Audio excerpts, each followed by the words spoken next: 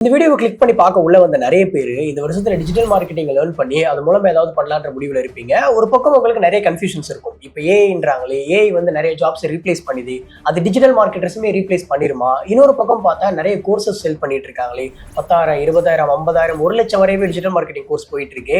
இப்படி நிறைய கன்ஃபியூஷன்ல இருப்பீங்க. ஸோ இந்த ஒரு வீடியோல சிம்பிளா டிஜிட்டல் மார்க்கெட்டிங் லேர்ன் பண்ணலாமா, அதை எப்படி லேர்ன் பண்ணணும், கோர்ஸ் தான் ஜாயின் பண்ணலாமா, முக்கியமா ஏஐ நம்மளை ரீப்ளேஸ் பண்ணுமா இல்லையா, இப்படி நிறைய விஷயங்களை இந்த வீடியோல வந்து பார்க்க போறோம். ஸோ ஃபர்ஸ்ட் ஸ்டெப் பை ஸ்டெப்பா பார்த்துடலாம். அதுக்கு முன்னாடி நான் சுதன் கோப் அப்படின்னு சொல்லிட்டு ஒரு டிஜிட்டல் மார்க்கெட்டிங் ஏஜென்சியை லாஸ்ட் 3 இயர்ஸா ரன் பண்ணிட்டு இருக்கேன். அதனால இந்த டிஜிட்டல் மார்க்கெட்டிங் பத்தியும் டிஜிட்டல் மார்க்கெட்டிங் இண்டஸ்ட்ரியில நடக்கிற நிறைய விஷயங்கள் பத்தியுமே எனக்கு ஒரு நல்ல ஐடியா இருக்கு. அதனாலதான் இந்த வீடியோ வந்து நான் பண்ணிட்டு இருக்கேன். முக்கியமா இந்த வீடியோ பார்த்துட்டு இருக்க நீங்க நம்ம சேனல் இன்னும் சப்ஸ்கிரைப் பண்ணாம இருந்தீங்கன்னா முக்கியமா சப்ஸ்கிரைப் பண்ணிட்டு பக்கத்துல இருக்க பிள்ளைங்களை பிரஸ் பண்ணி ஆல் ஆப்ஷன் வந்து செட் பண்ணிக்கோங்க. First thing, digital marketing learn பண்ணலாமா வேணாமா இந்த 2025 கேட்டீங்கன்னா ஷூரா நீங்க டிஜிட்டல் மார்க்கெட்டிங் லேர்ன் பண்ணலாம். இப்ப நிறைய பேருக்கு ஒரு டவுட் வரும். ஸோ இப்போ ஏஐ வருதுன்றாங்களே, ஏஐ நம்மளை ரீப்ளேஸ் பண்ணிருமா அப்படின்னு சொல்லி கேட்டிங்கன்னா அதுக்கான என்னோட ஆன்சர் ரொம்பவே சிம்பிள். ஏஐனால நல்ல ஒரு போஸ்டர் ஜென்ரேட் பண்ண முடியும், நல்ல கான்டென்ட் வந்து எழுத முடியும், அதே மாதிரி முக்கியமா உங்களோட இன்ஸ்டாகிராமுக்கு கேப்ஷன் ஜென்ரேட் பண்ணலாம், இப்படி நிறைய வேலைகள் பண்ணலாம். But end of the day AI அப்படின்றது ஒரு டூல் மட்டும்தான்.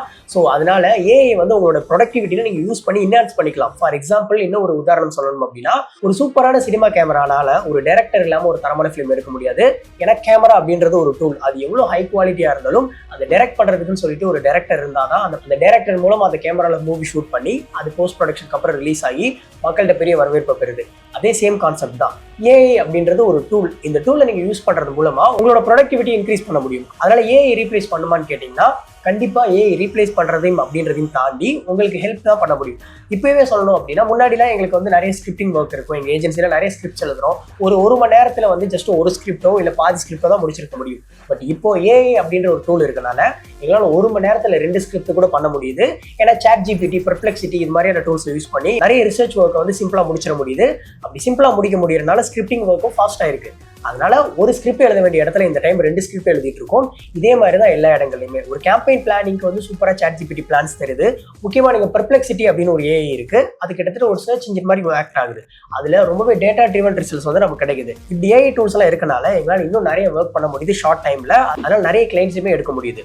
ஸோ ஏஐ அப்படின்றது நமக்கு ரீப்ளேஸ்மெண்டா இருக்காது. End of the day AI அப்படின்றது ஒரு டூல் தான். அந்த டூலை நம்ம லிவரேஜ் பண்ணிக்கிட்டோம் அப்படின்னா நம்மளோட ப்ரொடக்டிவிட்டியை செம்மையா இன்க்ரீஸ் பண்ண முடியுது. அதனால இங்க கேள்வி வந்து ஏஐ நம்ம ஜாப்பை ரீப்ளேஸ் பண்ணுமா இல்லையான்றது கிடையாது. ஏஐ வந்து யூஸ் பண்றவங்க வர்சஸ் ஏஐ வந்து யூஸ் பண்ணாதவங்க அப்படின்றதா. அதனால நீங்க எவ்வளவு சீக்கிரம் உங்களோட லேர்னிங்லையும் உங்களோட ஒர்க்லையுமே ஏஐ வந்து இன்டெகிரேட் பண்ணிக்கிறீங்களோ அதுதான் உங்களுக்கு பெட்டரான விஷயம்.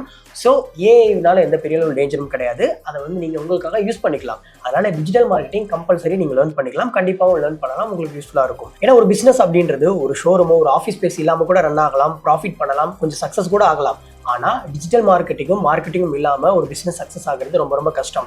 எங்களே எக்ஸாம்பிள் எடுத்துக்கலாமே. நாங்க ஸ்டார்ட் பண்ணப்போ ஒர்க் ஃப்ரம் ஹோம்ல தான் ஆரம்பிச்சோம். ஆனா அந்த டைம்லேயே நாங்க டிஜிட்டல் மார்க்கெட்டிங்ல ஸ்ட்ராங்கா இருந்தோம். ஸோ அக்ராஸ் ஆல் பிளாட்ஃபார்ம்ஸ்ல வந்து கான்டென்ட் கிரியேஷன் பண்ணிட்டு இருந்தோம், நிறைய மார்க்கெட்டிங் பண்ணிட்டு இருந்தோம். அதனால எங்களுக்கு என்ன ஆச்சு அப்படின்னா, அந்த டைம்லேயே கிளைண்ட்ஸ் வந்தாங்க. நாங்கள் ஆஃபீஸ் ஸ்பேஸ் மூவ் ஆகி 1 இயர் தான் ஆகுது. பட் அதுக்கு முன்னாடி எங்களுக்கு நிறைய கிளைண்ட்ஸ் இருந்தாங்க, நிறைய கிளைண்ட்ஸோட ஒர்க் பண்ணோம். அதனால நீங்க முக்கியமான விஷயம் என்ன அப்படின்னா, ஒரு பிசினஸ்க்கு ஆஃபீஸ் ஸ்பேஸ் இருக்கோ இல்லையோ அதை பத்தி நீங்க யோசிக்கிறதுக்கு முன்னாடி நீங்க மார்க்கெட்டிங்ல என்னெல்லாம் ஆக்டிவிட்டி பண்ணலாம், முக்கியமா டிஜிட்டல் மார்க்கெட்டிங்ல என்னெல்லாம் பண்ணலாம் அப்படின்றது முடிவெடுத்தாகணும். அப்படி இருக்கப்போ டிஜிட்டல் மார்க்கெட்டிங்க்கு உண்டான அந்த ஸ்கோப் அப்படின்றது ரொம்பவே நிறைய இருக்கு. அதை விட இன்னும் முக்கியமான விஷயம் என்ன அப்படின்னா, பிசினஸஸ் இருக்க வரை அந்த பிசினஸஸ்க்கு வந்து மார்க்கெட்டிங் தேவைப்படும். முக்கியமா டிஜிட்டல் மார்க்கெட்டிங் இந்த ஏரால தேவைப்படும். அதனால அதுவரையே டிஜிட்டல் மார்க்கெட்டர்ஸ்க்குமே வந்து நிறைய ஸ்கோப் இருக்கு. ஸோ அதனால நீங்க நம்பி வந்து டிஜிட்டல் மார்க்கெட்டிங் வந்து லேர்ன் பண்ணலாம். ஸோ அடுத்த கொஸ்டின் என்ன வரும்னா, எப்படி டிஜிட்டல் மார்க்கெட்டிங் லேர்ன் பண்ணிக்கிறது அப்படின்னு சொல்லிட்டு ஃபர்ஸ்ட் நான் ஃபாலோ பண்ண ஸ்டெப் பை ஸ்டெப் ப்ராசஸ் வந்து சொல்லிடுறேன். முக்கியமா நான் ஆரம்பிச்சது யூடியூப்ல இருந்து தான். ஏன்னா இப்போ நிறைய கோர்சஸ் வந்து அவைலபிள் இருக்கு மார்க்கெட்ல. அந்த கோர்சஸ் எப்படி செலக்ட் பண்றதுன்றத பத்தி நான் சொல்றேன். பட் நீங்க ஆரம்பிக்கும் பொழுது யூடியூப் வச்சே ஆரம்பிக்கலாம். ஏன்னா நிறைய யூடியூப்ல நல்ல சேனல்ஸ் வந்து இருக்கு டிஜிட்டல் மார்க்கெட்டிங் சொல்லி கொடுக்கறதுக்கு. அப்படிப்பட்ட சேனல்ஸோட நேம்ஸ் எல்லாம் வந்து நான் டிஸ்கிரிப்ஷன்ல கொடுத்துருக்கேன், நீங்க செக் பண்ணி பார்க்கலாம். அப்கமிங்ல நம்ம சேனல்லையும் நிறைய வீடியோஸ் வந்து வரப்போகுது. மெயின்லி நீங்க யூடியூப் வச்சு ஆரம்பிக்கணும்னு ஏன் சொல்றேன்னா, எனக்கு மார்க்கெட்ல கோர்சஸோட ரேட் ரொம்பவே ஹெவியா இருக்கு. கொஞ்சம் அமௌண்ட்ல சொல்லி தர கோர்சஸும் இருக்கு. பட் அது எவ்வளவு ஒர்த்தா இருக்குமா அப்படின்றது தெரியாது. அதனால நீங்க ஆரம்பிக்கிறப்போ யூடியூப்ல வச்சு ஆரம்பிக்கலாம். பட் கோர்ஸுக்கும் யூடியூப்க்கு என்ன வித்தியாசம் அப்படின்னா, யூடியூப்ல நீங்க ஒரு விஷயத்தை நீங்க தேடி படிக்கிற மாதிரி இருக்கும். பட் கோர்ஸ் அப்படின்னா ஒரு ஆர்கனைஸ்டா வந்து இருக்கும். யூடியூப் மூலமா நீங்க கத்துக்கிறதுக்கு ஒரு 6 மாசம் 1 வருஷம் ஆகுதுன்னா, ஒரு கோர்ஸ் மூலமா நீங்க 3 மாசத்துலேயே கத்துக்கலாம். ஏன்னா அது வெல் ஸ்ட்ரக்சர்டா இருக்கும். பட் நீங்க கோர்ஸ் ஏறப்போ முக்கியமா நீங்க ஒரு விஷயத்தை பார்த்தே ஆகணும், அந்த கோர்ஸை எடுக்கிறது யார் அப்படின்றது.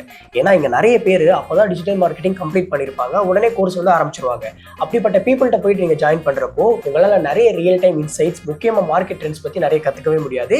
ஏன்னா அவங்களுக்கு இருக்கிறது எல்லாமே தியரிட்டிக்கல் நாலேஜ் தான், ப்ராக்டிகல் நாலேஜ் அப்படின்றது சுத்தமா இருக்காது. 3 வருஷமா பில்டப் தான் கொடுக்குறாரு, உன்னத்தையும் உடைக்க மாட்டேங்கிறாரு. ஸோ நீங்கள் ஒரு கோர்ஸ் ஜாயின் பண்ண போறீங்கன்னா அந்த கோர்ஸை பண்ணுற பர்சனோ இல்லை அந்த கம்பெனியோ முன்னாடி ஏதாவது ரியல் டைம் ப்ராஜெக்ட்ஸ் பண்ணியிருக்காங்களா, அவங்களுக்கு முதல்ல டிஜிட்டல் மார்க்கெட்டிங்கில் எக்ஸ்பீரியன்ஸ் இருக்கா, இது மாதிரி விஷயங்கள்லாம் பார்த்துட்டு கோர்ஸ் ஜாயின் பண்ணலாம். இப்போ நிறைய பேருக்கு அடுத்த கேள்வி என்ன வரும் அப்படின்னா, இந்த மார்க்கெட்டில் 10,000 ரூபாய்க்கும் கோர்ஸ் இருக்குது, 50,000 ரூபாய்க்கும் கோர்ஸ் இருக்குது, 1 லட்சம் ரூபாய்க்கும் கோர்ஸ் இருக்குது அப்படின்னா இது எப்படி எந்த கோர்ஸில் ஜாயின் பண்ணுறதுன்னு நான் சொன்ன இந்த ஒரு பேராமீட்டர் வந்து செக் பண்ணிக்கோங்க.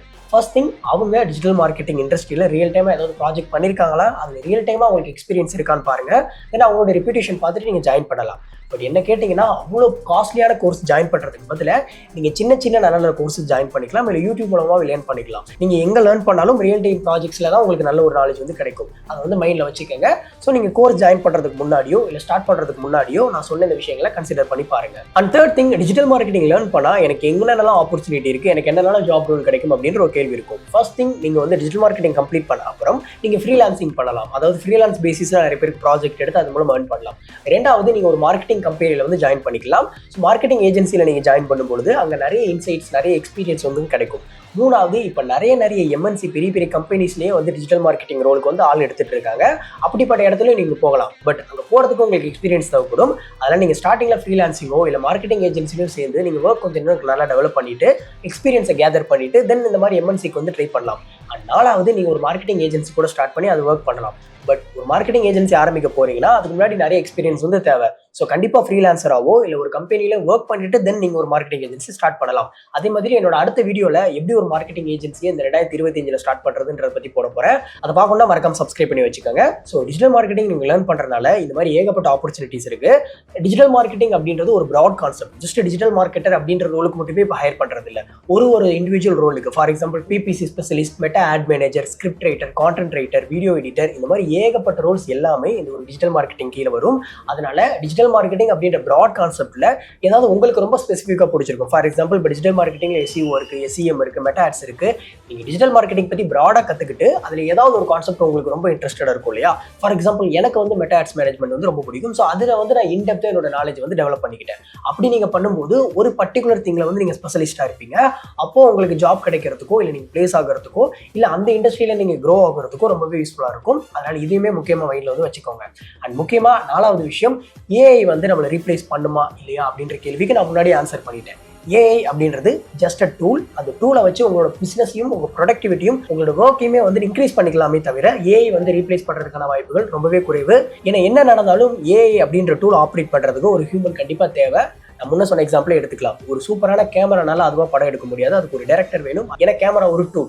அது மாதிரி தான் ஏஐ அப்படின்ற டூல் ஆப்ரேட் பண்றதுக்காக அதை நல்லா திங்க் பண்ண தெரிஞ்ச ஹியூமன்ஸ் வந்து வேணும். ஏஐ ரிப்ளேஸ் பண்ணுமா இல்லையான்ற கவலையை விட்டுட்டு நான் எப்படி ஏஐ யூஸ் பண்ணி என்னோட க்ரோத்தை வந்து இன்க்ரீஸ் பண்றது, என் கரியரை வந்து டெவலப் பண்றது, எங்க பிசினஸை வளர்க்குறது அப்படின்றத பத்தி மட்டும் யோசிங்க.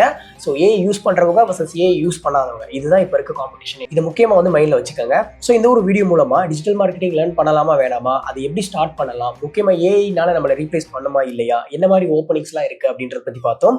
இதை பத்தி இன்னும் அடுத்தடுத்த வீடியோக்குள்ள இன்டெப்தான விஷயங்கள் பத்தி பார்க்கலாம். இஃப் இன்கேஸ் உங்களுக்கு ஏதாவது வீடியோ தேவைப்பட்டதுன்னா மறக்காம கமெண்ட் செக்ஷன்ல சொல்லுங்க. டிஜிட்டல் மார்க்கெட்டிங் லேர்ன் பண்ணணும் இல்லை பண்ணிட்டு இருக்க உங்களோட ஃப்ரெண்டுக்கு இந்த வீடியோ ஷேர் பண்ணி விடுங்க.